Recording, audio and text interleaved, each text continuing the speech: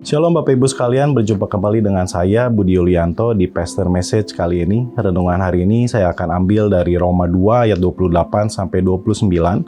Saya ambil dari versi firman yang Allah yang hidup. Saya akan bacakan buat Bapak Ibu sekalian. Saudara disebut Yahudi bukan karena keturunan atau karena upacara hitan.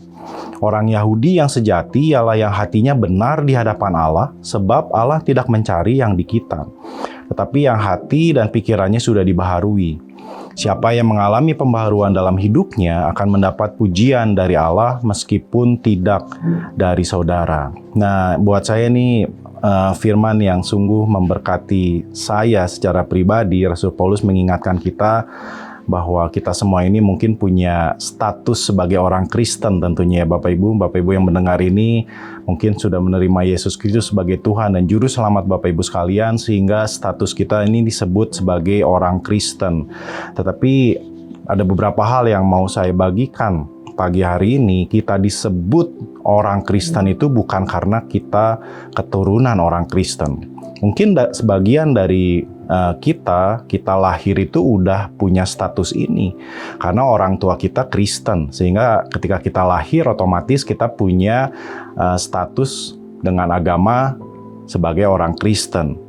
Tapi satu hal yang perlu kita garis bawahi Bapak Ibu, keturunan orang Kristen belum tentu menjadikan kita ini sebagai orang Kristen yang sesungguhnya. Itu yang pertama. Yang kedua, kita juga jadi punya status atau disebut orang Kristen bukan karena upacara-upacara agama Kristen yang pernah kita ikuti. Mungkin kita udah dibaptis, mungkin kita udah ikut kelas A, B, C, D, E, dan kita disebut orang Kristen. Nah, Tuhan nggak cari orang-orang yang sudah lulus dalam setiap kelas-kelas agamanya. Tuhan nggak cari orang-orang yang hanya menjalankan ritual agamanya saja, tetapi yang hidupnya benar, hidupnya yang menggambarkan imannya, hidupnya yang menggambarkan kekristenannya. Itulah yang Tuhan cari. Kita disebut Kristen harusnya karena hidup kita ini seperti Kristus.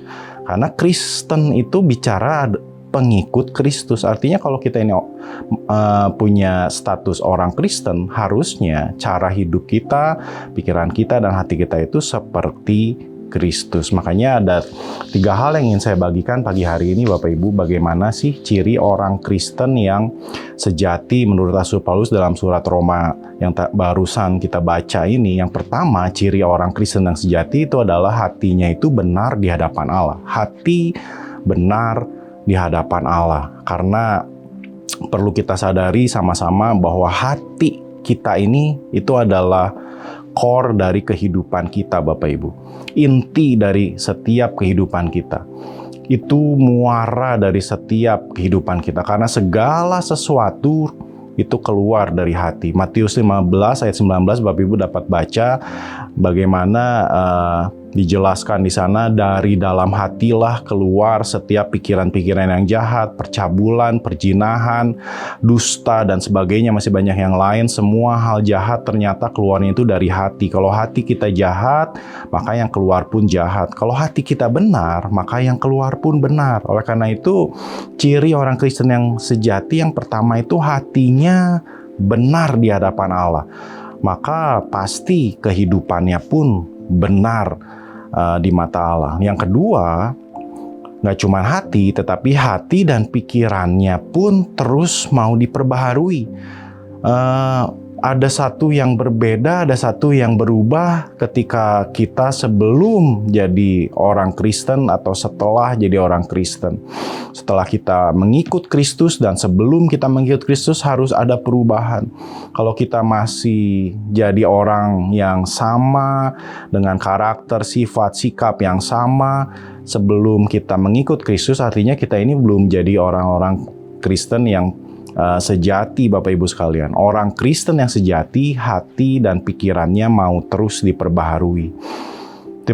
Diperbaharui seperti apa? Tentunya hati dan pikirannya terus diperbaharui untuk jadi seperti hati dan pikirannya Kristus. Sehingga kita mengerti hatinya Dia, kita juga mengerti pikirannya Dia, sehingga kita bisa disebut sehati dan sepikir dengan Dia. Yang ketiga, yang terakhir, ciri orang Kristen sejati adalah cara hidupnya yang terus diperbaharui.